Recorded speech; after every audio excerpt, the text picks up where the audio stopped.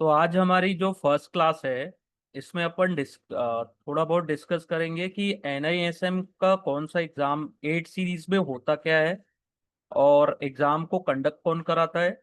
ठीक है। तो एनआईएसएम एग्जाम कंडक्ट कराते हैं। सर्टिफिकेट ऑप्शन पे क्लिक करने पे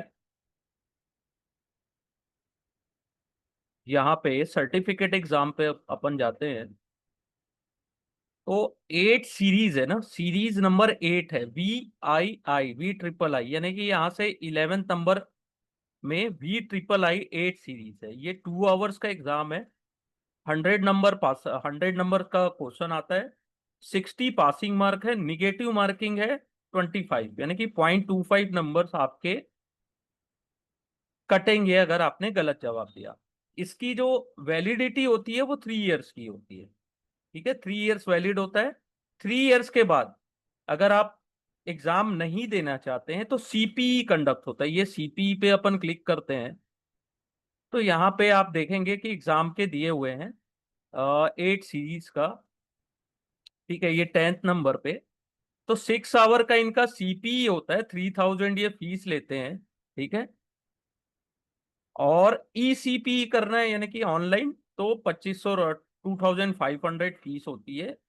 इसकी भी वैलिडिटी फिर वापस से एक्सटेंड हो जाती है नेक्स्ट 3 इयर्स के लिए। तो आपको फर्स्ट टाइम ही क्लियर करना है, उसके बाद आप सीपीई के थ्रू कर सकते हैं, लेकिन विथ इन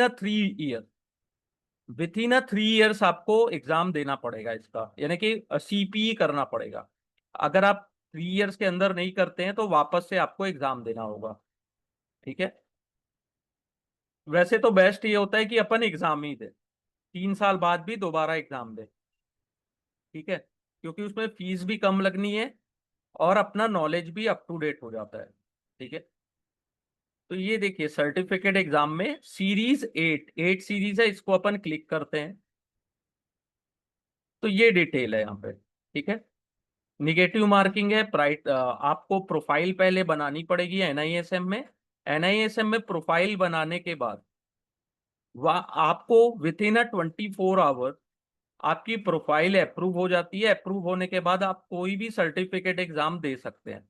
इसमें कोई क्राइटेरिया ऐसा नहीं है कि ग्रेजुएशन के बाद देना है, कि पोस्ट ग्रेजुएशन के बाद देना है, कि अगर आप अंडर ग्रेजुएट भी हैं, अगर आप कॉलेज में भी हैं तो भी आप दे सकते हैं। बस आपका पैन नंबर होना चाहिए। ठीक है, अपडेटेड पैन नंबर होना चाहिए।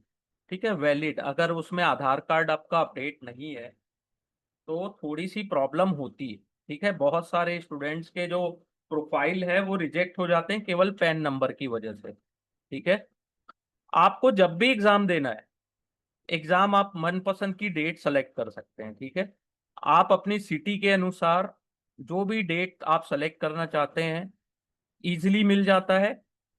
ठीक है। और आप मान लीजिए उस डेट को एग्जाम नहीं दे पाए, कोई कारण है कि आपको विथ इन अ यानी कि ऐसा लग रहा है कि उस डेट को आप एग्जाम नहीं दे पाओगे, तो उस एग्जाम को आप वापस से रीशेड्यूल कर सकते हैं। ठीक है, रीशेड्यूल 4 दिन पहले, एग्जाम के 4 दिन पहले तक, पहले अगर आप उसको रीशेड्यूल करते हैं तो एग्जाम डेट एक्सटेंड हो जाता है। ठीक है, ये चीज बहुत इंपॉर्टेंट है, इसको याद रखिएगा। कभी भी एग्जाम के टाइम हो सकता है आपको कुछ भी इमरजेंसी काम आ सकता है, क्योंकि बहुत से लोग वर्किंग प्रोफेशनल है, कुछ भी काम आ सकता है, तो आप एग्जाम को रीशेड्यूल कर सकते हैं। ठीक है, ये चीज याद रखिएगा। और वेलकम ऑल ऑफ यू। और अपन 10 डेज में इतनी अच्छी तैयारी कर लेंगे कि एटलीस्ट 60% तो आ जाएगा, एटलीस्ट। ठीक है। और मेरे जो पास्ट जितने भी स्टूडेंट रहे हैं जिन्होंने भी एग्जाम दिया है, उन्होंने फर्स्ट अटेम्प्ट में ही एग्जाम क्लियर किया है। ठीक है। आप थोड़ा सिलेबस देख लेते हैं, सिलेबस देखना क्यों जरूरी है मैं आपको बताता हूँ। ठीक है।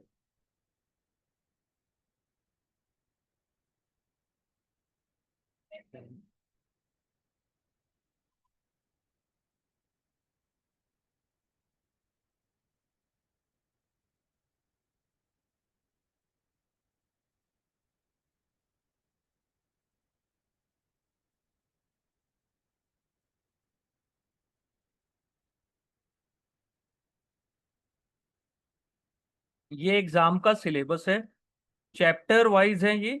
बेसिक ऑफ डेरिवेटिव, सेकंड है अंडरस्टैंडिंग द इंडेक्स, ठीक है।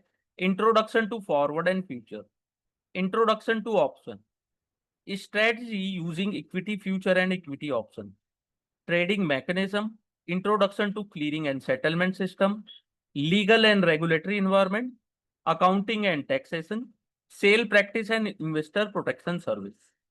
10 चैप्टर 200 पेज। अगर पर डे अगर 20 पेज भी अगर आप आफ्टर क्लास भी अगर रीड करते हो, केवल रीडिंग, ठीक है, तो आपको 10 डेज में ये पूरी बुक कंप्लीट हो जाएगी आपकी। 10 डेज, केवल 10 दिन, ठीक है। और मैं आपको उस लेवल का पढ़ाऊंगा कि आप एग्जाम क्लियर कर लें। अगर मैं डिटेल में पढ़ाऊंगा तो मैं डिटेल में भी पहले बैचेस लिया हूं, जिसमें मैं 30 डे 30 दिन की क्लासेस लेता हूं, जिसमें हर एक चीज को बहुत डिटेल में पढ़ाता हूं। वो बिगिनर्स के लिए अच्छी है जिनको बेसिक नॉलेज नहीं है, ठीक है। अगर क्लास के बीच में कोई ऐसी टर्मिनोलॉजी आती जो आपको समझ में या अंडरस्टैंडिंग में थोड़ी बहुत रह जाए, तो प्लीज मुझे आप या तो कमेंट बॉक्स में बता दीजिए, या तो माइक तो आपका अनम्यूट ही रहेगा हमेशा, ठीक है। कोई म्यूट सिस्टम नहीं है, आप अनम्यूट हैं। आप कभी भी कोई भी क्वेश्चन होता है वो मेरे से फ्रैंकली पूछ सकते हैं, ठीक है। तो ये 10 चैप्टर्स हैं। अब देखिए चैप्टर वाइज वेटेज, सबसे ज्यादा क्वेश्चन जो आते हैं ना चैप्टर 3, 4, 5, 6 और 7, ठीक है। तो चैप्टर 3 एंड जो 4 है, 3, 4, 5, ठीक है, ये थोड़ा सा टेक्निकल है, ठीक है। टेक्निकल टर्म्स ज्यादा है इसमें, ठीक है। मीन्स थोड़ा सा अंडरस्टैंडिंग अपने को ज्यादा लगेगा समझने में, ठीक है। जो स्टूडेंट्स ऑप्शन में ट्रेड करते हैं, ऑप्शन सेलर हैं या ऑप्शन बायर हैं, उनको में भी थोड़ा सा इजी लगे। यहाँ पे अपन basic of option future and forward, और फ्यूचर एंड ऑप्शन में कौन सी स्ट्रेटजीज यूज होती है, कब होती है, ठीक है, उसको अपन बहुत डिटेल में देखने वाले हैं इन चैप्टर 3, 4, 5 में। और जो चैप्टर 6 से चैप्टर 10 है, ये पूरा थियोरिटिकल पार्ट है, ठीक है। इसमें समझने जैसा ज्यादा कुछ नहीं है, केवल अपने को याद रखना है कि ट्रेडिंग मैकेनिज्म क्या है, क्लियरिंग और सेटलमेंट क्या होता है, रिस्क मैनेजमेंट क्या होता है, लीगल एंड रेगुलेटरी इन्वायरमेंट क्या है, अकाउंटिंग एंड टैक्सेशन क्या है, sale practice and investor protection measure. तो ये थ्योरेटिकल पार्ट है, इसको भी अपन डिटेल में कवर करेंगे। लेकिन जो मेन थोड़ा सा आपको थोड़ा सा डिफिकल्ट पड़ेगा वो 3, 4, 5। अगर अपन 3, 4, 5 को अपना 100% दे के अगर तैयारी कर लें 3, 4, 5 चैप्टर को, ट्रस्ट मी आप 70 से ऊपर इजिली स्कोर कर सकते हैं, ठीक है। Chapter 3, 4, 5, okay. तो बस अपना यही है कि अपने को एग्जाम एनी हाउ 10 डेज में ऐसी तैयारी करनी है कि हम अपना बेस्ट दे सकें एग्जाम में, ठीक है। एनी क्वेश्चंस, आप लोगों के भी बहुत से क्वेश्चंस होंगे तो आप मुझसे पूछ सकते हो। मैंने जो बताया, अगर कोई कोई ऐसी चीज जो क्लियर ना हो, आफ्टर एवरी क्लास मैं आप लोगों को नोट्स प्रोवाइड कर दूंगा। नोट्स को आप जितना रीड करेंगे, जितना अच्छे से स्टडी करेंगे, ठीक है, एक बार दो बार जब भी समय मिले थोड़ा सा रिवीजन कर लेंगे, आपके लिए बेस्ट होगा। यहां तक कोई क्वेश्चन है, any questions you can ask me, any question.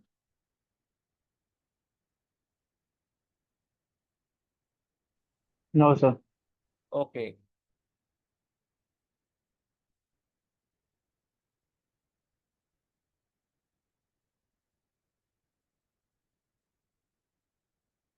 ठीक है।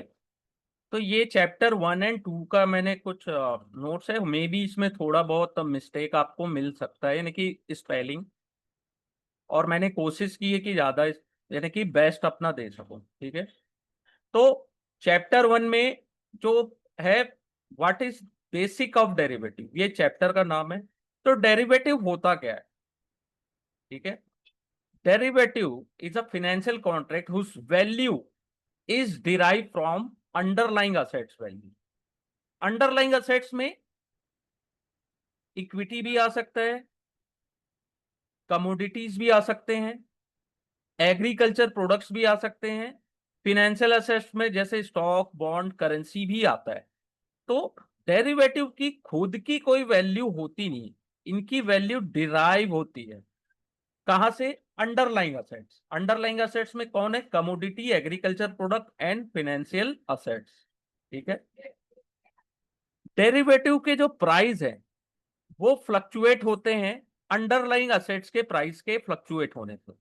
जैसे कोई इक्विटी है जिसका 100 रुपीज प्राइस चल रहा है, अगर वो 100 से 110 चला जाता है तो जो प्राइस है डेरिवेटिव का, चाहे ऑप्शन का चाहे फ्यूचर का, वो चेंज हो जाएगा। अगर इक्विटी का प्राइस 100 का 100 ही रहता है तो प्राइस में ज्यादा फ्लक्चुएशन आपको देखने को नहीं मिलेगा। ठीक है।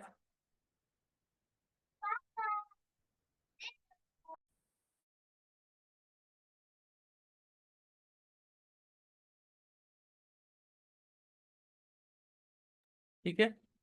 फिर टाइप ऑफ डेरिवेटिव कॉन्ट्रैक्ट्स में क्या आता है? पहला आता है फॉरवर्ड कॉन्ट्रैक्ट।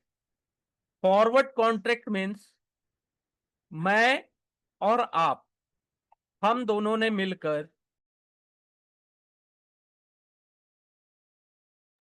फॉरवर्ड में क्या होता है कि ओवर द काउंटर प्रोडक्ट होता है ये। Customise OTC, over the counter agreement, दो पार्टीज के बीच में, बाय और sell asset at specified future date for a price agreed to date. ठीक है। अपन फॉरवर्ड में क्या होता है, मैं और आप, मैं आपको कुछ बाय कर, यानी कि मैं आपसे कुछ खरीदना चाहता हूं और आप मुझे सेल करना चाहते हैं, तो मैं आपके पास गया, मैंने बोला कि आप क्या प्राइस लगाएंगे, मुझे इस डेट पे चाहिए, और जो आज मैंने प्राइस एग्री किया उसी प्राइस में मैं फ्यूचर डेट में आके आपसे खरीद लूंगा। लेकिन ये ओवर द काउंटर है, यहाँ पे कोई एक्सचेंज इन्वॉल्वमेंट नहीं है। ठीक है। कोई रेगुलेशन इन्वॉल्वमेंट नहीं है। मैं आपके पास गया, आपसे मैंने एग्रीमेंट किया कि सर मुझे ये गोल्ड चाहिए था। ठीक है। तो आपने कहा ठीक है, और मैंने आपसे बोला कि सर मुझे आज नहीं चाहिए, 1 महीने बाद चाहिए, इस डेट को चाहिए। तो आपने वो प्राइस बताया कि मैं आपको 1 महीने बाद इस प्राइस में दूंगा। ठीक है। तो उसमें अपना एग्रीमेंट हो गया। ठीक है। तो मैं काउंटर पे गया, तो दोनों parties obliged to fulfil the contract. इसमें होता क्या है कि कई बार कोई पार्टी डिनाई कर सकता है कि नहीं, मैं आपको एग्रीमेंट को भूल जाइए, मैं आपको प्रोडक्ट नहीं दूंगा या मैं आपको पैसे नहीं दूंगा। ठीक है। इसका जो भी टेलर मेड होता है, पहला चीज, और फॉरवर्ड कॉन्ट्रैक्ट जो होता है टेलर मेड होता है, जैसे प्राइस, डेट, क्वांटिटी, ये दोनों पार्टीज मिलके डिसाइड करती है। ठीक है। इसका सबसे बड़ा एग्जांपल क्या है कि एक फार्मर होता है, फार्मर, और एक बायर, मीन्स कोई मिलर है, ठीक है, जिसकी राइस मिल है। ठीक है। दोनों ने एग्रीमेंट किया कि क्रॉप जब हार्वेस्ट होगा तो आप मुझे इस प्राइस पे सेल करिएगा। ठीक है। तो फार्मर भी एग्री हो गए, और जो राइस मिल वाला है वो भी एग्री हो गया। ठीक है। तो ये फॉरवर्ड कॉन्ट्रैक्ट होता है। फ्यूचर कॉन्ट्रैक्ट क्या होता है? जो फॉरवर्ड कॉन्ट्रैक्ट स्टैंडर्डाइज्ड होता है, स्टैंडर्ड होता है, जो एक्सचेंज में ट्रेड होता है, उसको बोलते हैं फॉरवर्ड कॉन्ट्रैक्ट। ठीक है। Future are similar into forward, forward जैसा ही होता है, बट ये ट्रेड किस में होता है? Organise exchange with fix term. जैसे लॉट साइज फिक्स होती है, एक्सपायरी फिक्स होती है, और जो सेटलमेंट की गारंटी होती है वो लेता है clearing house. Clearing house guarantee लेता है सेटलमेंट की। कोई भी पार्टी अगर डिफॉल्ट करती है तो उसकी गारंटी कौन लेता है? Clearing house. ठीक है। क्लियरिंग सेटल जो हाउस होता है वो गारंटी लेता है। ठीक है। फ्यूचर में क्या होता है? Future allow party to go buy और short on underline with daily settlement of profit and loss. जो फ्यूचर में, अगर आप कभी फ्यूचर आपने बाय किया होगा, कोई लॉट बाय किया होगा, तो उसका जो सेटलमेंट होता है वो डेली प्राइस में होता है। ठीक है। डेली का जो सेटलमेंट प्राइस होता है उसके अकॉर्डिंग होता है। मान लो आज आप लॉस पे हो, तो जितने आपका लॉस हुआ वो डेबिट हो गया, और प्रॉफिट में हो तो जितने का प्रॉफिट होता है वो आपको क्रेडिट मिल जाता है। डेली सेटलमेंट होता है जिसको एमटीएम सेटलमेंट भी बोलते हैं, एमटीएम, ठीक है, जिसको आने वाली क्लासेस में अपन डिटेल में भी पढ़ेंगे, एमटीएम सेटलमेंट, ठीक है। तो एक फॉरवर्ड हो गया, एक फ्यूचर हो गया। फिर होता है option. Option contract, a contract giving the buyer the right, ठीक है, अगर आपने ऑप्शन को बाय किया है तो आपको राइट मिलेगा, अधिकार, बट ऑब्लिगेशन नहीं है। ऑब्लिगेशन यानी कि आपको जरूरी नहीं है कि उस अंडरलाइंग असेट को आपको बाय करना पड़े या सेल करना पड़े, या डिलीवरी देनी पड़ी या डिलीवरी उसकी लेनी पड़े, ठीक है, वो आपके पास ऑब्लिगेशन नहीं होता है एज अ बायर, ठीक है। बायर क्या होते हैं? प्रीमियम पे करते हैं फॉर दिस राइट। बायर क्या करते हैं? प्रीमियम पे करते हैं कि मैंने आपसे वो राइट खरीद लिया। और सेलर क्या करते हैं? रिसीव करते हैं, रिसीव द प्रीमियम, ठीक है। लेकिन सेलर के पास ऑब्लिगेशन होता है। ऑब्लिगेशन क्या होता है कि अगर बायर ने अपनी राइट को, ठीक है, अपना जो बायर ने अपनी पोजीशन को एक्सरसाइज अगर किया, तो सेलर को बाय या सेल करना ही पड़ेगा। तो एज अ सेलर आपके पास ऑब्लिगेशन होता है, इसलिए आपको मार्जिन भी ज्यादा लगती है मार्केट में।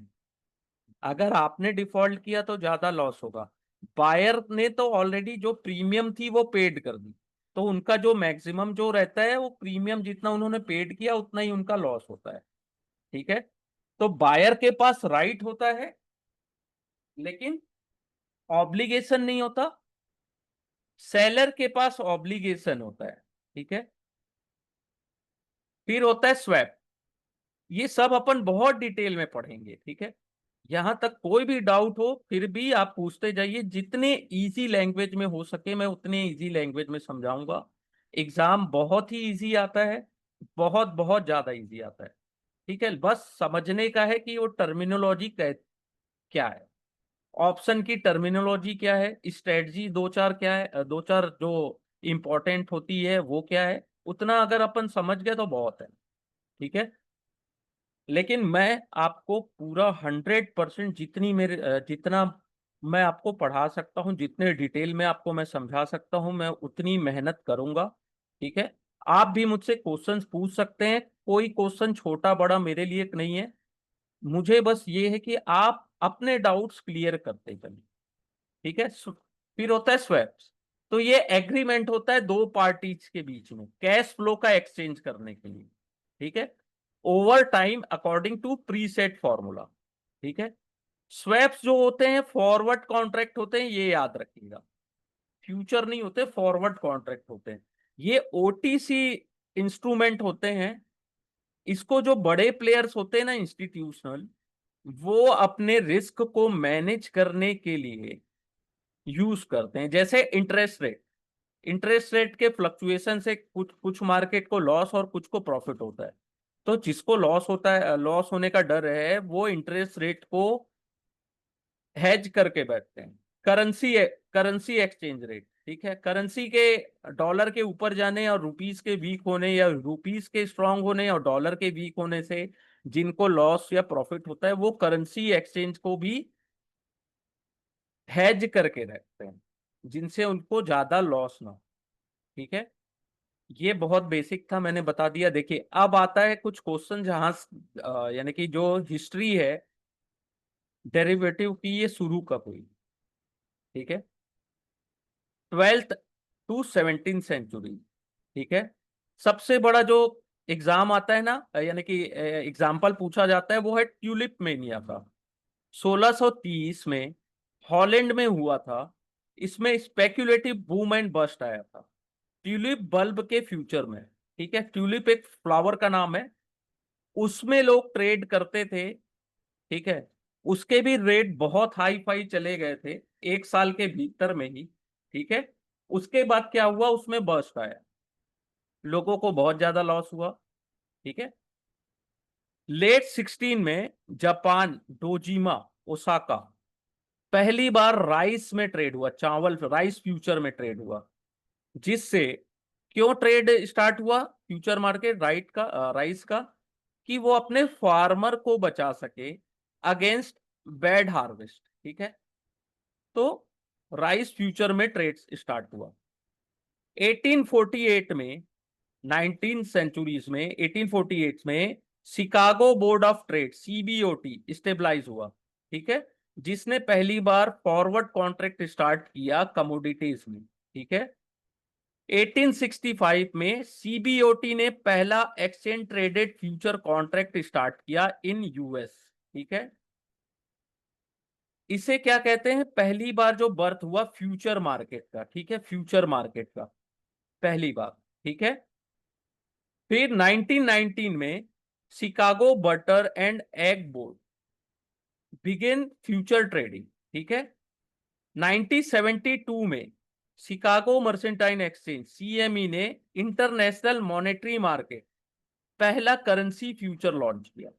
1973 में पहला स्टॉक ऑप्शन, ठीक है, स्टॉक ऑप्शन में ट्रेड शुरू हुआ, शिकागो बोर्ड ऑप्शन एक्सचेंज सीबीओई पहली बार ओपन हुआ लिस्टेड स्टॉक ऑप्शन में। ठीक है, 1975 में क्या स्टार्ट हुआ, सीबीओटी ने इंट्रोड्यूस किया फर्स्ट इंटरेस्ट रेट फ्यूचर। ठीक है, 1982 में first stock index future launch हुआ, स्टॉक इंडेक्स फ्यूचर। ठीक है,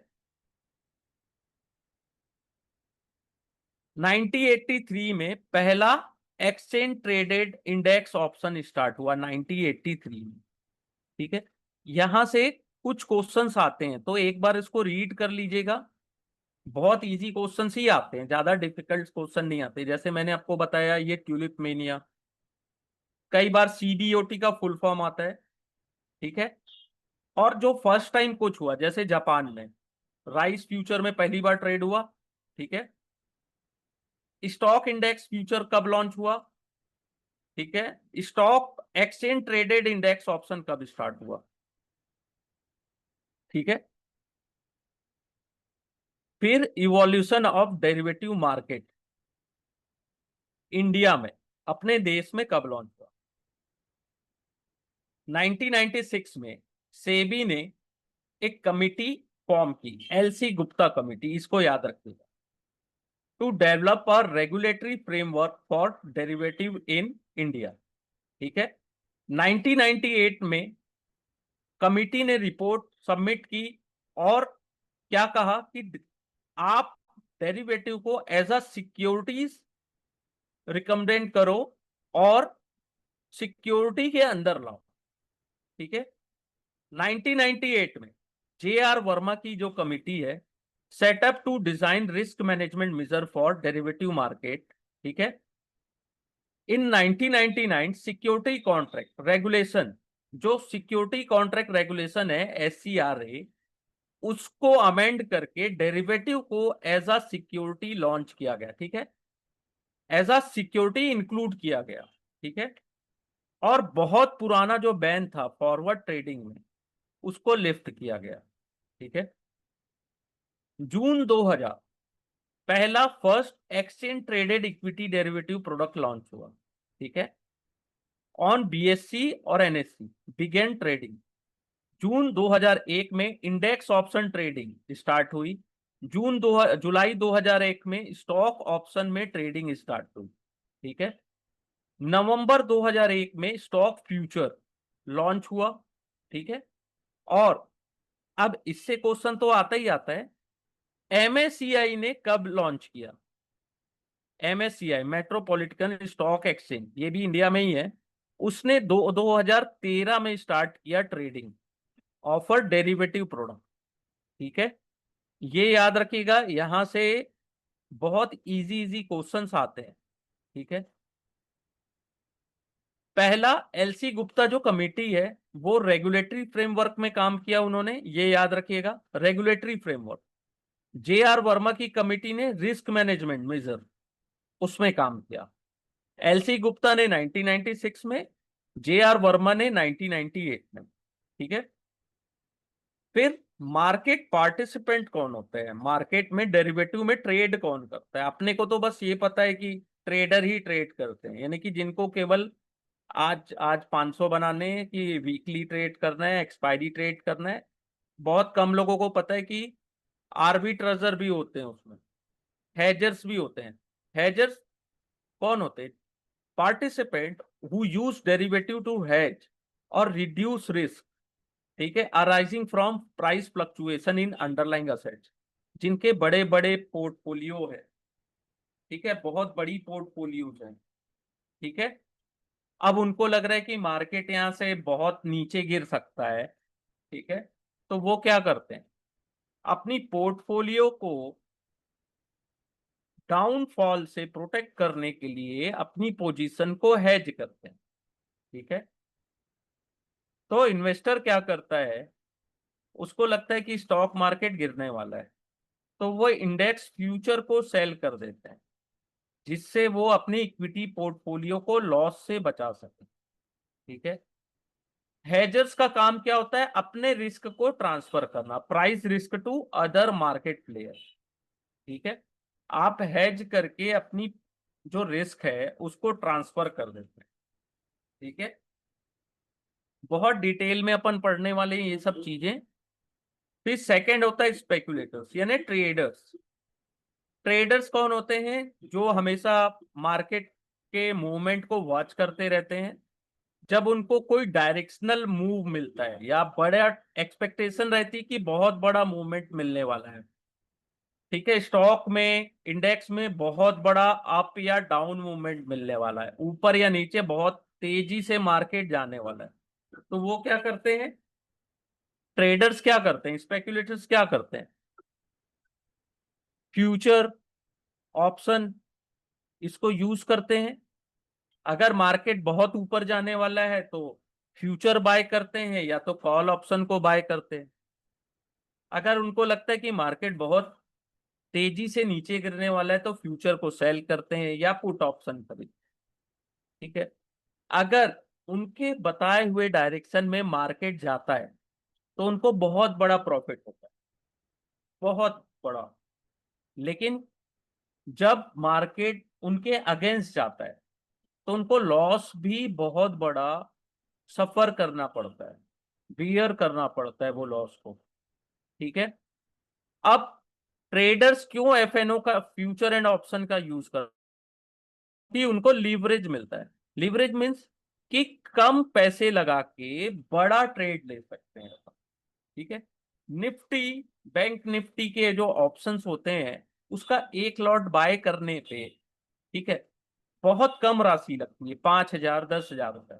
लेकिन उसका जो लॉट यानी कि जो कॉन्ट्रैक्ट वैल्यू है वो कितने का होता है, उसको कैलकुलेट करिए और कितना पैसा आपने देके ट्रेड एग्जीक्यूट किया उसको देखिए। अगर आप फ्यूचर भी बाय करते हैं, फ्यूचर अगर बाय कर रहे हैं तो क्या है, आपको केवल इनिशियल मार्जिन पेड करनी होती है। मान लीजिए 10 लाख या 15 लाख का कॉन्ट्रैक्ट आपने बाय किया, ठीक है, तो आपको केवल 10% इनिशियल मार्जिन देनी होती है, 10 या फिर 20%, और 3 लाख रुपीज देके आप 15 लाख का कॉन्ट्रैक्ट बाय किए।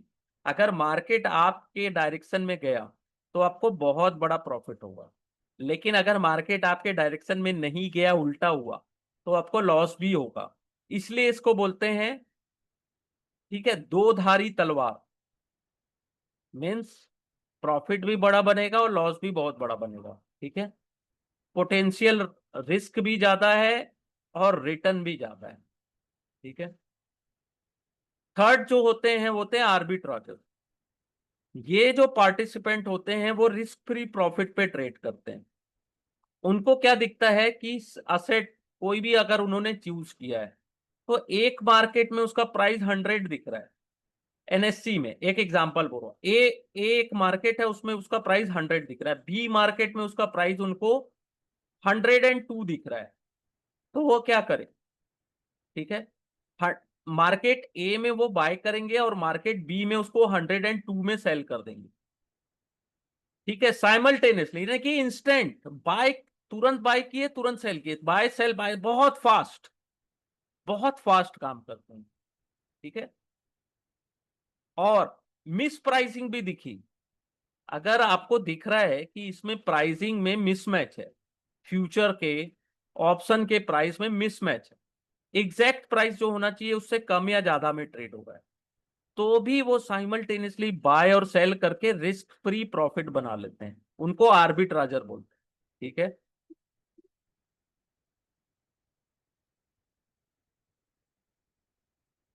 एनी डाउट यहाँ पे, कोई ऐसा टर्म जो आपको समझ ना आया हो? क्वेश्चंस आते हैं, यही तीन जो है ना, है जो स्पेक्युलेटर, आर्बिट्राजर, इन्हीं तीन का पूरे चैप्टर 5 तक इन्हीं का नाम आएगा हर जगह। ठीक है, तो सबसे बड़ा क्या है सिग्निफिकेंस ऑफ डेरिवेटिव मार्केट? पहला होता है प्राइस डिस्कवरी। डेरिवेटिव ट्रेडिंग से क्या मिलता है? Help in discovering price based on sir, collect. Yes yes. Future और स्पॉट के प्राइस में अंतर होता क्यों है? फ्यूचर एंड स्पॉट के प्राइस में अंतर क्यों होता है? देखिए, आज अगस्त चल रहा है, ठीक है, जी। अभी आप अगस्त की एक्सपायरी को बाय करेंगे मान लीजिए फ्यूचर में, ठीक है, तो आपको कुछ प्राइस ज्यादा देना पड़ेगा। जी। ठीक है, सेम आप सितंबर का बाय करेंगे तो कुछ ज्यादा प्राइस देना पड़ता है। जी। ठीक है, तो उसका सबसे बड़ा रीजन है रेट ऑफ इंटरेस्ट। पहला होता है रेट ऑफ इंटरेस्ट। आपने जो पैसे, मार्केट ये मानता है कि आपने जो पैसे हैं वो बोरो करके लाए हैं, तो पहला होता है रेट ऑफ इंटरेस्ट। फिर होता है कैश एंड कैरी चार्ज। ठीक है, थर्ड होता है, जैसे फ्यूचर में अगर अपन स्टॉक को छोड़ दें, कमोडिटीज में जो होता है ना, वो होता है आपका वेयर हाउस चार्ज। ठीक है, अगर आपने कमोडिटी कोई बाय की है फ्यूचर में, तो उसका वेयर हाउस चार्ज भी जुड़ेगा कि आप 2 महीने तक उसको कहीं ना कहीं स्टोर करके रख रहे हो। तो कैश एंड कैरी चार्ज है, इंटरेस्ट रेट है, ठीक है, ये सब चार्जेस के कारण उसका प्राइस थोड़ा ज्यादा दिखता है। लेकिन जिस दिन एक्सपायरी होती है उस दिन प्राइस, कैश और फ्यूचर दोनों का प्राइस सेम हो जाता है। जी। ठीक है, इसके अलावा भी कुछ ऐसी भी होते हैं कि जैसे कोई न्यूज आने वाली है, तो क्या होता है, कोई बड़ी न्यूज आपको दिख रही कि इसमें कोई ऐसी न्यूज आने वाली है, तो क्या होता है, उसकी डिमांड एंड सप्लाई का जो गैप होता है उसके कारण भी फ्यूचर प्राइस भी फ्लक्चुएट करता है, और आपका साइमल्टेनियसली आपका जो कैश का प्राइस है वो भी फ्लक्चुएट करता है। ठीक है, इसको अपन बहुत डिटेल में चैप्टर 3 में स्टडी करने वाले हैं, हाँ सर, फ्यूचर का। मेन यही क्वेश्चन था कि जैसे ये समझ में आता है कि स्पॉट या फिर इंडेक्स ऑप्शन के चार्ट में अंत में हाँ वॉलेटिलिटी की वजह से इम्पैक्ट आता है। हाँ लेकिन जो फ्यूचर का प्राइस हमेशा ज़्यादा होता है, हाँ आर्बिट्राज उसका बेनिफिट तो ले लेते हैं कि हाँ, स्पॉट बाय कर लिया, फ्यूचर हाँ सेल कर दिया, तो वो 2 रुपये 3 रुपये जो भी डिफरेंस होता है वो कमा हाँ। लेते हैं, राइट? आर्बिट्राज क्या करते हैं, आर्बिट्राज पहले फेयर वैल्यू निकालते हैं। हाँ। फेयर वैल्यू ऑप्शन का निकालते हैं, फ्यूचर का निकालते हैं, ऑप्शन का भी निकालते हैं। ठीक है, उनको दिखता है कि इसका प्राइस तो फेयर प्राइस 100 होना चाहिए, लेकिन ये तो 102 में चल रहा है, तो सेल करते हैं। ठीक है, अगर जी। उनको दिख रहा है कि फेयर प्राइस 100 होना चाहिए लेकिन ये तो 98 पे बाय का हो रहा है कि 95 पे चल रहा है, तो उसको बाय कर बाय दिया। करते हैं। ये ही आर्बिट्राजर करते हैं, लेकिन ये साइमल्टेनियसली होता है ना, एकदम इंस्टेंट। जब तक प्राइस दोनों का जो गैप है वो फुलफिल नहीं हो जाता तब तक आर्बिट्राजर वर्क करते हैं। जी। ठीक है, इसका हम लोग फॉर्मूला भी देखेंगे आने वाले क्लास चैप्टर्स में कि कैसे होता है, ऑप्शन में कैसे होता है, फ्यूचर में कैसे होता है, ये सब चीजें अपन देखेंगे। ठीक है। ठीक है, thank you sir. Thank you. वैसे आपने बहुत अच्छा क्वेश्चन किया। ठीक है, जी। Thank you sir. कोई भी क्वेश्चन रहे पूछ सकते हैं आप। ठीक है, फिर होता है सिग्निफिकेंस। प्राइस डिस्कवरी में बहुत ज्यादा हेल्प मिलती है डेरिवेटिव मार्केट के होने से। ठीक है, आप on collective market expectation value of the underlying future and option reflect the market participant anticipate for future price. ठीक है, improving price discovery for underlying assets. Risk transfer, derivative खरीदने से क्या होता है, जो हेजर्स होते हैं वो क्या करते हैं, लो रिस्क के एपेटाइट के लिए क्या करते हैं, वो अपने रिस्क को ट्रांसफर कर देते हैं स्पेक्यूलेटर्स को। जो ट्रेडर्स होते हैं और हेजर्स होते हैं वो एक दूसरे की हेल्प करते हैं। जो ट्रेडर होता है वो हाई रिस्क लेना चाहता है, जो हेजर्स होता है वो लो रिस्क लेना चाहता है। अगर ये दोनों, अगर केवल मार्केट में सब लो रिस्क में बैठे हैं, ट्रेडर तो है ही नहीं, तो क्या होगा, इनके रिस्क को कौन ट्रांसफर करेगा। तो ये एक दूसरे से इंटरकनेक्ट है, दोनों का मार्केट में रहना जरूरी है। ट्रेडर के रहने से वॉल्यूम मिलती है मार्केट में, ठीक है। और वो वॉल्यूम कहां से जनरेट, ये जो हेजर्स की जो वॉल्यूम की रिस्क है, उसको कौन, स्पेक्यूलेटर्स बाय करता है। तो वॉल्यूम जो होता है, दोनों मिलके एक दूसरे से कोरिलेट रहते हैं। जैसे एक हेजर है, ठीक है, वो अपने रिस्क को स्पेक्यूलेटर्स को ट्रांसफर कर देता है, क्योंकि स्पेक्यूलेटर्स या ट्रेडर है वो हाई रिस्क लेने को तैयार है, हेजर्स है वो लो रिस्क लेने को तैयार है, ठीक है। तो ये एक दूसरे को अपना रिस्क ट्रांसफर कर देते हैं, ठीक है। फिर मार्केट की इफिशियंसी और स्टेबिलिटी भी बनी रहती है, ठीक है। Derivative shift speculative trading from unregulated setup to organise exchange, ठीक है। प्रॉपर रिस्क मैनेजमेंट मिल जाता है, ठीक है, इसमें डिफॉल्ट का कोई रिस्क नहीं होता है, ठीक है। और मार्केट में ज्यादा से ज्यादा लिक्विडिटी किसके कारण आती है, ट्रेडर्स के कारण, ठीक है।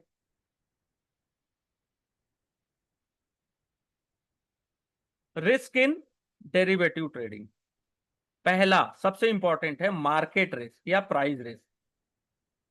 सबसे बड़ा क्या होता है कि आपने फ्यूचर तो बाय कर लिया 100 में, आपने 10 लॉट बाय कर लिए, ठीक है। मार्केट अगर आपके जस्ट अपोजिट गया, आपने बाय किया था, मार्केट अगले दिन कोई खराब न्यूज आई, 20% गिर गया, तो ये 20 रुपए का लॉस बहुत बड़ा होता है। तो इसको मार्केट रिस्क या प्राइस रिस्क बोलते हैं। मार्केट रिस्क में क्या क्या होते हैं, ठीक है, काउंटर पार्टी, ठीक है, काउंटर पार्टी या क्रेडिट रिस्क, कोई भी एक पार्टी डिफॉल्ट कर गया, जो कि जनरली फॉरवर्ड कॉन्ट्रैक्ट में होता है, कोई भी पार्टी डिफॉल्ट कर सकता है, ठीक है। तो इसको काउंटर पार्टी रिस्क बोलते हैं या क्रेडिट रिस्क। हमेशा ये क्वेश्चन तो आता ही आता है कि काउंटर पार्टी रिस्क किस में होता है, आंख मूंद के फॉरवर्ड में टिक करना है अपने को, काउंटर पार्टी या क्रेडिट रिस्क, ठीक है। कोई भी एक पार्टी डिफॉल्ट कर देता है, लेकिन फ्यूचर में नहीं होता ना ऐसा, क्योंकि एक्सचेंज ट्रेडेड होता है। जो भी रिस्क है, काउंटर पार्टी रिस्क, डिफॉल्ट की गारंटी कौन लेता है, क्लीयरिंग कॉर्पोरेशन, की हम आप कोई भी पार्टी डिफॉल्ट नहीं करेगा। तो क्लीयरिंग कॉर्पोरेशन क्या होता है, चार्ज करता है ना जो इनिशियल मार्जिन, क्लीयरिंग कॉर्पोरेशन ही करता है दोनों पार्टी से कि आप दोनों डिफॉल्ट नहीं करोगे। फिर होता है लिक्विडिटी रिस्क। लिक्विडिटी का क्या मतलब है कि आप बाय करना चाहते हो 100 में, लेकिन वहां पे कोई सैलरी नहीं है, ठीक है। तो आपको वो प्रोडक्ट मिल रहा है 102 में, ठीक है, क्योंकि मार्क जो स्टॉक है वो लिक्विड ही नहीं है, ठीक है। आपने 102 में तो बाय कर लिया, अब उसको आप सेल करने जा रहे हो कि 102 में सेल हो जाए, तो पता चल रहा है लिक्विडिटी नहीं है, तो वो स्टॉक आपको 98 या 100 में हो रहा है, तो 2 रुपए तो आपका लॉस यहीं पे हो गया ड्यू टू लिक्विडिटी, ठीक है। फिर होता है लीगल रिस्क, ठीक है, लीगल या रेगुलेटरी रिस्क, ठीक है। कोई भी कॉन्ट्रैक्ट में या कंप्लायंस में कोई भी लॉ चेंज होने से, ठीक है, जो रिस्क बनता है वो लीगल या रेगुलेटरी रिस्क होता है। फिर operational risk, operational risk means कोई भी फ्रॉड हो गया, एरर आ गया, सिस्टम फेल हो गया, होता है ना कई बार मार्केट में कि सिस्टम फेल हो जाता है, बड़े बड़े टेक्निकल ग्लिच आ जाते हैं, तो वो ऑपरेशनल रिस्क में आता है। अब इसको आप डिटेल में ये समझ लीजिए कि यहां से एक दो क्वेश्चंस तो आते ही हैं, ठीक है। अगर, और जितने भी डेरिवेटिव के कॉन्ट्रैक्ट्स होते हैं सब लीवरेज वाले होते हैं, इसमें लॉस भी बड़े होते हैं, प्रॉफिट भी बड़ा होता है। ये आपको समझ में आया? Market risk, price risk, counter party risk, legal risk, liquidity risk, operational risk. हमेशा मार्केट या प्राइस रिस्क से क्वेश्चन आते हैं, काउंटर पार्टी से आते हैं, लिक्विडिटी से आते हैं। एनी डाउट कि कोई ऐसी चीज जो आपको समझ ना आ रही हो? सर काउंटर पार्टी थोड़ा सा कंफ्यूजिंग है। काउंटर पार्टी मीन्स कि मैंने आपसे बात किया कि मैं आपको क्लास लूंगा, ठीक है, आपसे मैंने पेमेंट ले ली, और आज मैं बोला कि भूल जाओ क्लास को, तो वो काउंटर पार्टी रिस्क होता है। ये होते हैं फॉरवर्ड में, कि मैंने और आपने मिलके डिसाइड किया कि मैं आपको प्रोडक्ट डिलीवर करूंगा, ठीक है, आपको मैं डिलीवर करूंगा, आप मुझे पैसे देंगे, आज नहीं, 1 महीने बाद। लेकिन 1 महीने बाद जब मैं प्रोडक्ट लेने गया, तो आपने बोला कि मेरे पास वो प्रोडक्ट नहीं है, मैं ऑलरेडी उसको सेल कर चुका हूं, या ऑलरेडी नहीं है मेरे पास, यानी कि डिफॉल्ट कर दिया मैंने।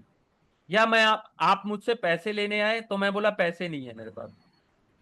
तो ये काउंटर पार्टी रिस्क होता है, ये क्रेडिट रिस्क। फॉरवर्ड्स में ही होता है सर? ये फॉरवर्ड में ही होता है। अच्छा, इसीलिए फॉरवर्ड्स को बंद करके हाँ, फ्यूचर्स लाया गया। हाँ।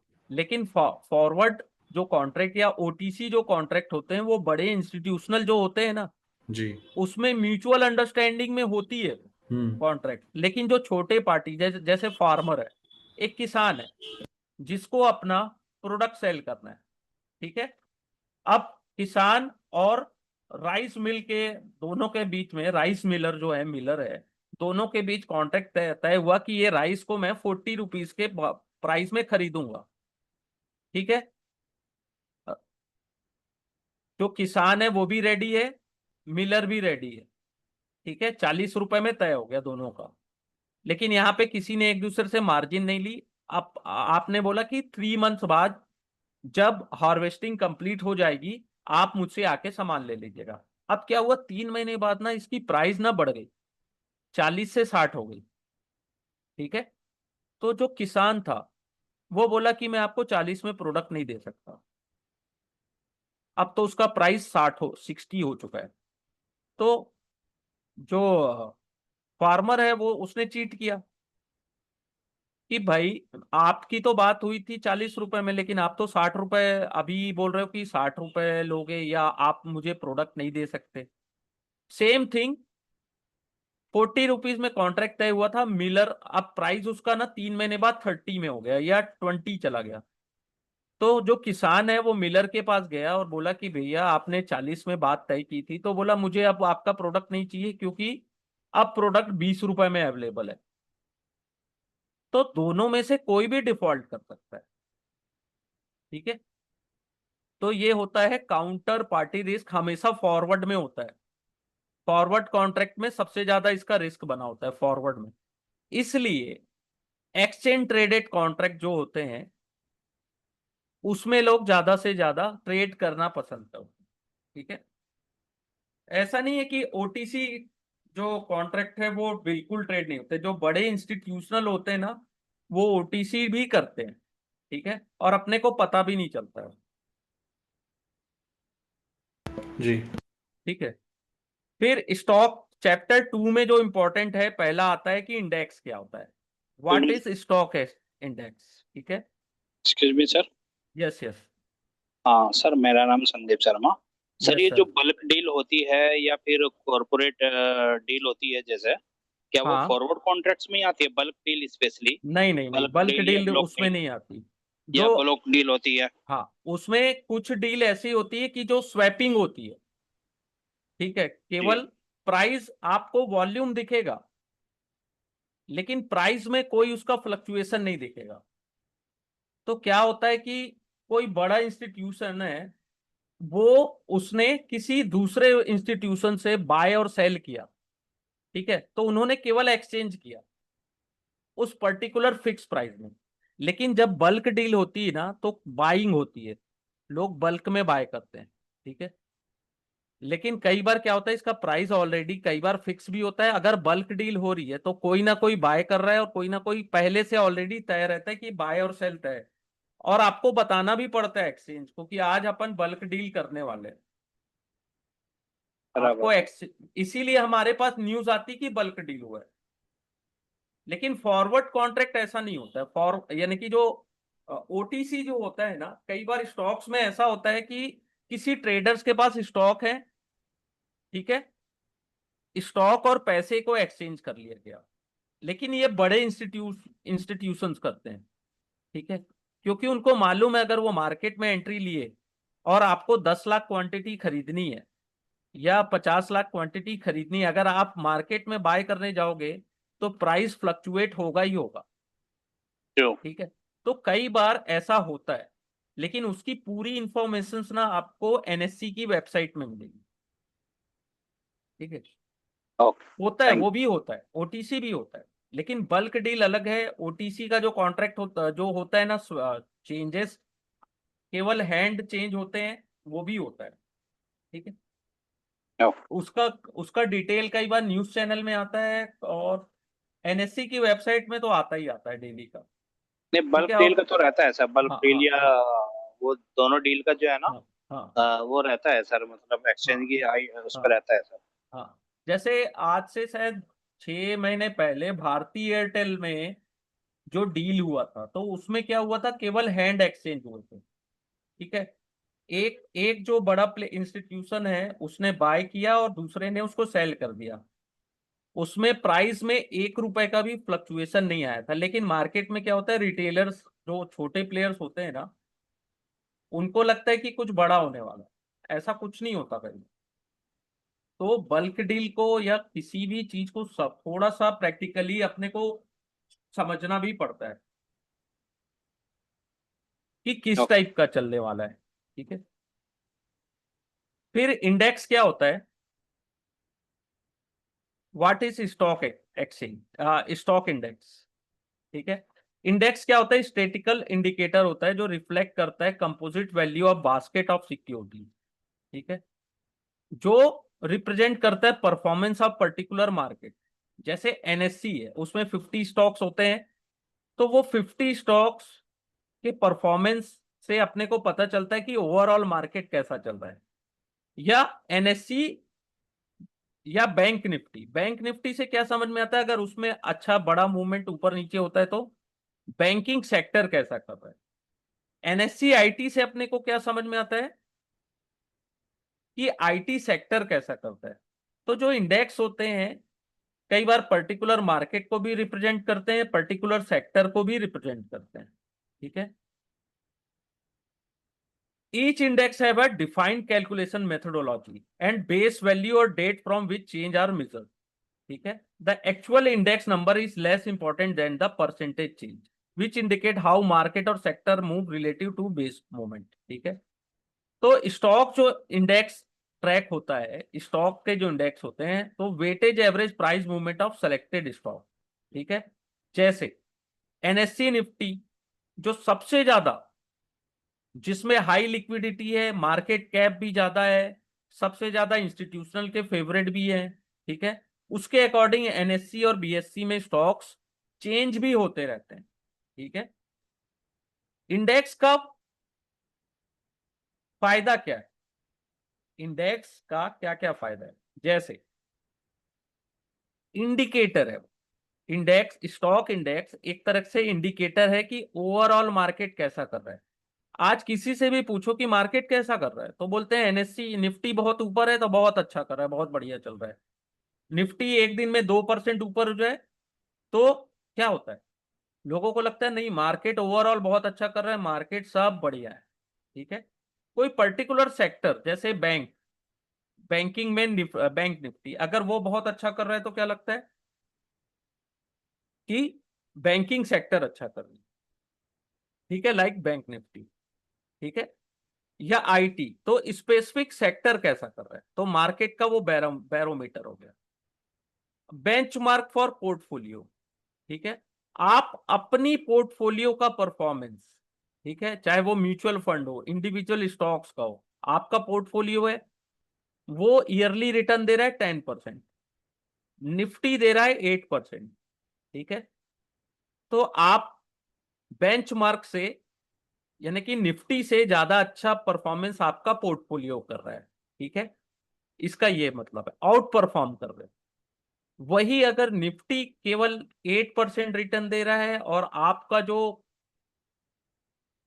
पोर्टफोलियो है, ठीक है, वो 6% रिटर्न दे रहा है, तो अंडर परफॉर्म कर रहा है आपका, ठीक है।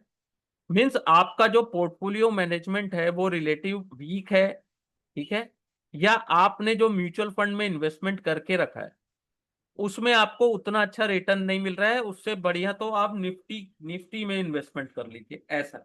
तो पोर्टफोलियो को आप कंपेयर कर सकते हैं ईयरली वाइज, मंथली वाइज, ठीक है। स्टॉक इंडेक्स का क्या यूज है, इंडेक्स का क्या यूज है, अंडरलाइंग फॉर डेरिवेटिव प्रोडक्ट, ठीक है। बहुत सारे जो डेरिवेटिव या ऑप्शन के जो प्रोडक्ट्स हैं जैसे स्टॉक इंडेक्सेस में, वो इंडेक्स फ्यूचर और इंडेक्स ऑप्शन के तौर पे यूज है। ये इन्वेस्टर को क्या अलाउ करते हैं, investor to trade market as a whole, ठीक है। जैसे अपन जो बैंक निफ्टी, बीएससी, सेंसेक्स, ये सब चीजों में जो ट्रेड करते हैं ऑप्शन में, तो एज अ पूरे मार्केट में अपन ट्रेड कर रहे हैं एज अ होल, ठीक है। और ये स्ट्रक्चर प्रोडक्ट होते हैं, ठीक है। इसी के बेस पे ईटीएफ भी बनता है, इंडेक्स फंड भी बनता है, ठीक है, स्टॉक के इंडेक्स के बेस में। क्लियर?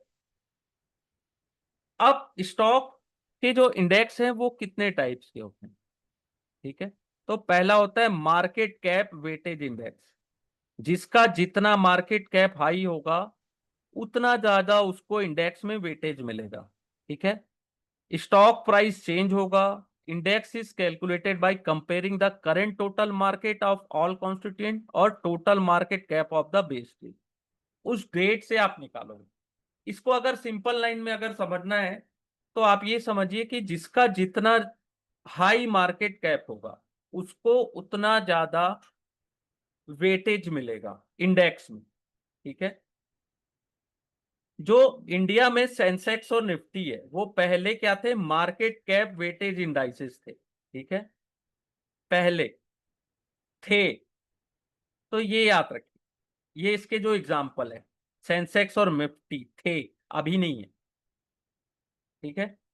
फिर होता है free float market cap weightage, ठीक है। इसमें क्या होता है, a variant of market cap weightage that use free float market capitalization which excludes shares that are not readily tradable। Means free float कितने अवेलेबल हैं आपके कंपनीज के, कितने स्टॉक्स फ्री फ्लोटिंग अवेलेबल है मार्केट में, उसके अकॉर्डिंग फ्री फ्लोट, समझ गए सर, जो ट्रेडिंग के लिए अवेलेबल है।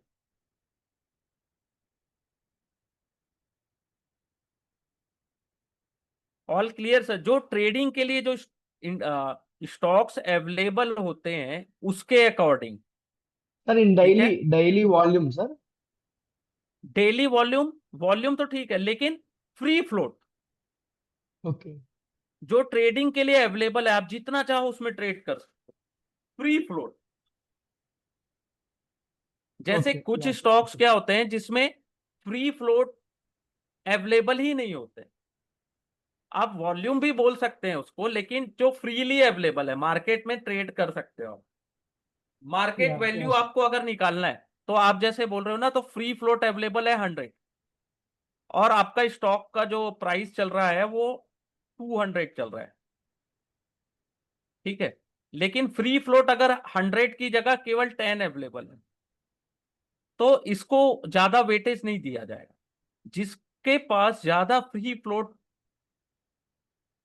अवेलेबल है, फ्री फ्लोट स्टॉक्स अवेलेबल है मार्केट में, उसको ज्यादा वेटेज मिलेगा, ठीक है। यस या जो सेंसेक्स और निफ्टी है ना, वो फ्री फ्लोट में मेथोडोलॉजी में मूव हो गए थे, ठीक है, मूव हो चुके हैं।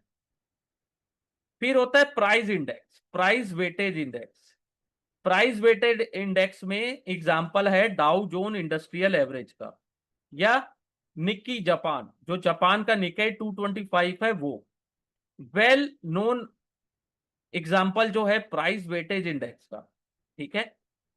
इसको याद रखिएगा ना, ये आते हैं क्वेश्चन, कंफ्यूज हो जाते हैं अपन उस समय। प्राइस वेटेज में डाउ जोन्स और निक्की, ठीक है। प्राइस वेटेज इंडेक्स में east stock weightage is based on stock price, price कितना चल रहा है स्टॉक का, रेदर देन कंपनी का साइज कितना है, ठीक है। Index values often calculated at average price of constituent stocks. ठीक है, तो प्राइस वेटेज में एग्जांपल है डाउ जोन्स और निकी का। इक्वल वेटेज में जितने भी स्टॉक्स हैं सबको बराबर वेटेज। ठीक है, इक्वल वेटेज में जितने भी स्टॉक्स हैं इंडेक्स में सबको बराबर का वेटेज दिया गया है। ठीक है, रीबैलेंस तो होते हैं लेकिन वेटेज सबको सेम दिया गया है इंडेक्स में। क्लियर? चार टाइप के होते हैं, इसको याद रखिएगा, कई बार पूछता है which is not a type of stock index. ठीक है, वेटेज मेथड के अनुसार है। अगर कोई डाउट होगा आप इसको रीड करिएगा, कोई भी डाउट होगा कल की क्लास में भी आप पूछ सकते हैं। ऐसा नहीं है कि कोई डाउट क्लियरिंग क्लास के लिए वेट करना है, आज का डाउट आज ही क्लियर करो, आगे बढ़ना है। 10 दिन में अपने को ऐसी तैयारी करनी है कि एग्जाम में तो बेस्ट दें, लेकिन कभी उस सर्टिफिकेट को जब अपन कहीं दिखाएं और हमसे क्रॉस क्वेश्चन पूछा जाए तो उसके भी आंसर हमको आने चाहिए। ठीक है, तो मैं इतने डिटेल में तो बता दे रहा हूं कि इंटरव्यू या कभी आप कहीं भी जाते हैं तो सामने वाले को बहुत अच्छे से समझा सकते हैं। ठीक है, फिर एट्रीब्यूट क्या होता है? क्वालिटी, ये भी बहुत इंपॉर्टेंट है। एक गुड इंडेक्स का एट्रीब्यूट क्या होता है कि मार्केट के बिहेवियर को बहुत सही से बताए, ओवरऑल मार्केट को या सेक्टर को एक्यूरेट रिफ्लेक्ट करे, ब्रॉड बेस्ड हो, डाइवर्सिफाइड हो। ऐसा ना हो कि कोई कोई ऐसा इंडेक्स हो केवल जिसमें डाइवर्सिफाइड नहीं है, उसमें केवल पर्टिकुलर आईटी की ही कंपनीज हो। जैसे निफ्टी है उसमें सभी कंपनीज, ठीक है, आईटी है, फार्मा है, बैंक है, ऑयल एंड गैस है। ठीक है, तो हर तरीके की कंपनी है, वेल डाइवर्सिफाइड है, जिसके कारण जो ओवरऑल मार्केट का बिहेवियर है वो भी सही बताना चाहिए। ठीक है, इंडिपेंडेंट यानी आजाद हो, कोई थर्ड पार्टी का इंटरवेंशन नहीं होना चाहिए कि इंडेक्स को कैलकुलेट कर रहे हैं कोई। इंडेक्स को कैलकुलेट कौन करता है? इंडिपेंडेंट थर्ड पार्टी, उसको कोई मैनिपुलेट ना कर सके या कोई मार्केट पार्टिसिपेंट उसको इन्फ्लुएंस ना कर सके। ठीक है, अनबायस्ड कैलकुलेशन होना चाहिए, किसी का बोलने से उसमें ऐड कोई स्टॉक ऐड हो जाए या किसी कोई स्टॉक एग्जिट हो जाए, ऐसा नहीं होना चाहिए। ठीक है, अनबायस्ड कैलकुलेशन। प्रोफेशनली मैनेज होना चाहिए, प्रोफेशनली मेंटेन। ठीक है, मेंटेन विथ प्रोफेशनल डिजिलेंस। ठीक है, जैसे कोई भी अगर स्टॉक में कॉर्पोरेट एक्शन आता है, स्टॉक स्प्लिट हो रहा है, मर्जर हो रहा है, ठीक है, तो प्रॉपरली मैनेज होना चाहिए, कैलकुलेशन जो है उसमें सही होना चाहिए। और जो स्टॉक्स इंडेक्स में अवेलेबल है वो हाईली लिक्विड होना चाहिए। ठीक है, ऐसा ना हो और उसमें इंपैक्ट कॉस्ट मिनिमम हो। इंपैक्ट कॉस्ट का मतलब क्या होता है कि 100 रुपए की चीज अगर आप बाय करने जा रहे हो, 100 क्वांटिटी, तो आपको 100 में अवेलेबल हो। ठीक है, आप 100 में ही उसको खरीद पाए तो वो इंपैक्ट कॉस्ट उसमें बहुत कम लगा। ठीक है, वही कोई अगर इलिक्विड स्टॉक है तो आप 100 की चीज को 102 में खरीद लिए, तो जो 2 रुपए आपने एक्स्ट्रा दिया वो इंपैक्ट कॉस्ट होता है। ठीक है, इंडेक्स का मेंटेनेंस और मैनेजमेंट कैसा होता है? ठीक है, कंस्ट्रक्शन, इंडेक्स का यूनिवर्स कैसा है, सिलेक्शन क्राइटेरिया क्या है, आपने मेथोडोलॉजी कौन सी यूज की है, मार्केट कैप वेटेज के अनुसार किया है। सर ठीक है, impact cost mean sir. Impact cost का मतलब है कि आप 100 रुपीज की चीज है, अगर उसमें वॉल्यूम नहीं है, लिक्विडिटी नहीं है, तो हो सकता है कि वो 100 रुपीज के शेयर को खरीदने के लिए आपको 102 रुपीज देना पड़ जाए। तो 100 स्टॉक खरीदने के लिए आपने 200 रुपीज एक्स्ट्रा दिया बाय करने में, और सेल करने में वापस आपको इंपैक्ट कॉस्ट देना पड़े, यानी कि 4, फिर 200 एक्स्ट्रा लगा। तो टोटल 400 तो आपने बाय और सेल करने में जो इंपैक्ट कॉस्ट दिया, इसमें ना आपके प्रॉफिट का रोल था कि लॉस का रोल, इसे स्लिपेज केवल। कहते हैं। हाँ, स्लिपेज भी कहते हैं। ठीक है, या ठीक है ठीक है। जैसे कई स्टॉक है ना जो सस्ते बहुत, जिसमें वॉल्यूम भी बहुत कम होता है, तो उसको अगर आप बाय करने जाओगे तो प्राइस आपको ज्यादा देना पड़ता है ना सर, 25 There पैसा। is no liquidity and the low, impact cost is हाँ, more. No liquidity, no volume, Okay. No institutions available there, इसलिए। ठीक है, तो वो इम्पैक्ट Yeah. कॉस्ट, इससे भी क्वेश्चन आते हैं sir, what is impact cost.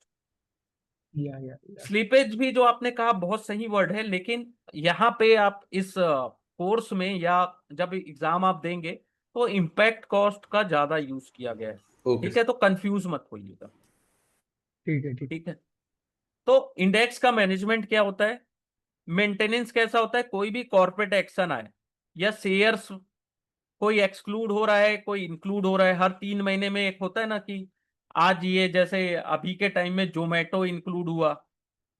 ठीक है, तो उसके अनुसार उसको कैसे कैलकुलेट करते हैं।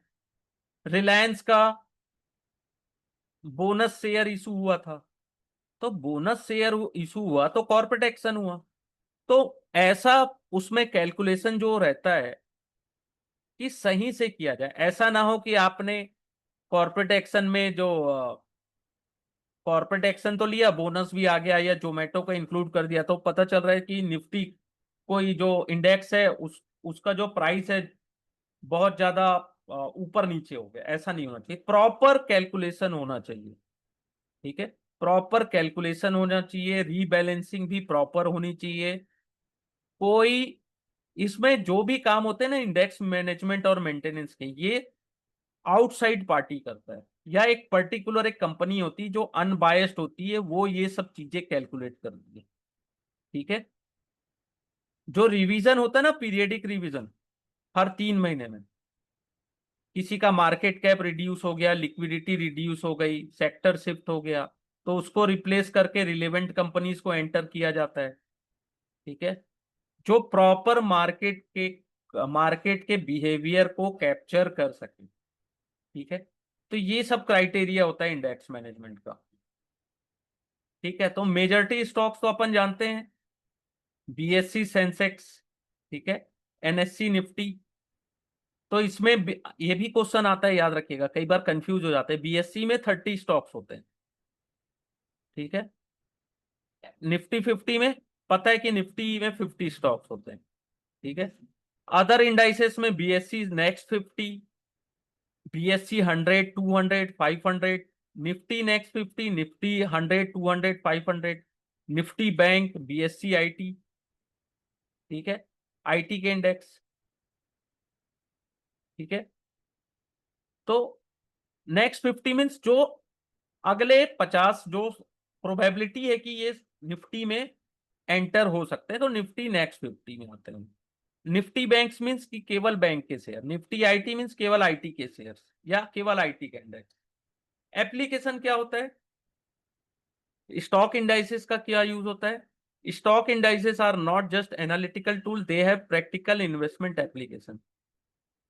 ठीक है, तो स्टॉक इंडेक्स का क्या यूज होता है, जैसे इंडेक्स फंड, जो म्यूचुअल फंड के इंडेक्स फंड होते हैं या ईटीएफ होते हैं, वो पर्टिकुलर रेप्लिकेट करते हैं इंडेक्स पोर्टफोलियो को, कि इंडेक्स में आपके कौन से स्टॉक्स हैं, उनको वेटेज कितना है, उसके अकॉर्डिंग वो ईटीएफ या म्यूचुअल फंड में उसको रेप्लिकेट करते हैं। वो फंड्स केवल उन्हीं स्टॉक्स को बाय करते हैं जो स्टॉक इंडेक्स में सेम प्रोपोर्शन में अवेलेबल है। ठीक है, जैसे निफ्टी 50 इंडेक्स फंड, वो किसमें म्यूचुअल फंड है जो, वो किसमें इन्वेस्टमेंट करते हैं, निफ्टी 50 के स्टॉक्स में। ठीक है, तो अपन इसमें ट्रैकिंग एरर भी आता है, एक चीज याद रखिएगा, क्योंकि आपने इंडेक्स फंड बनाया है, ठीक है, कि आपको ऑफर कर सके low cost passive investment different from index return, लेकिन इसमें स्मॉल ट्रैकिंग एरर आता है। क्यों, फंड एरर के कारण या माइनर रेप्लिकेशन इशू के कारण। तो ये ट्रैकिंग एरर याद रखिएगा, यहां से क्वेश्चन बनता है। ठीक है, ये किसके लिए बेस्ट है index fund, they are ideal for investor who want to broad market exposure without active stock picking. ठीक है, आपको स्टॉक में इन्वेस्टमेंट नहीं करना है, आप चाहते हो कि ऐसे फंड में इन्वेस्ट करें जो निफ्टी को रेप्लिकेट करे, या ब्रॉड मार्केट में आप करना चाहते हो। ठीक है, फिर होता है इंडेक्स डेरिवेटिव। ठीक है, these are the future option contract where underlying assets is stock index. ठीक है। तो इसमें जो भी कॉन्ट्रैक्ट होते हैं वो अंडरलाइंग असेट्स में स्टॉक इंडेक्स ही होते हैं, जैसे निफ्टी हो गया, बैंक निफ्टी हो गया, मिड कैप हो गया, ठीक है। और आईटी और किस में होती है ट्रेडिंग? एफएनओ में निफ्टी, बीएससी, Medicap, सेंसेक्स हो गया, हाँ मिड Medicap, कैप हो, कैप हाँ fin Nifty Fin fin Nifty. Nifty, ठीक एंड है। नेक्स्ट निफ्टी। तो ये क्या है, अंडरलाइंग असेट में एज अ स्टॉक इंडेक्स को सेलेक्ट करते हैं या पर्टिकुलर उसको। फिर ईटीएफ, ईटीएफ में भी क्या होता है, trade on exchange like stock. इसमें भी बास्केट ऑफ स्टॉक होते हैं, ठीक है। लेकिन इसमें जो एक्सपेंस होते हैं, पैसिव इन्वेस्टमेंट होता है, इसमें जो एक्सपेंस होते हैं बहुत कम होते हैं, ठीक है।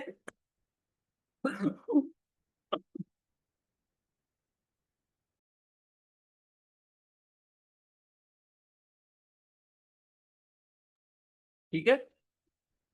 तो ईटीएफ में क्या होता है कि आज के ट्रेड में, आज के दिन में सबसे जो ज्यादा जो पॉपुलर फंड है वो ईटीएफ है।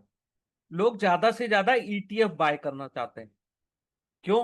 क्योंकि ये जस्ट लाइक अ एक्सचेंज, ये स्टॉक को सेलेक्ट भी करते हैं, ठीक है। इसमें ट्रैकिंग एरर भी बहुत कम होता है, ठीक है। इसमें इंट्राडे ट्रेडिंग भी पॉसिबल है, एक्सपेंस रेशो भी कम होता है, ठीक है।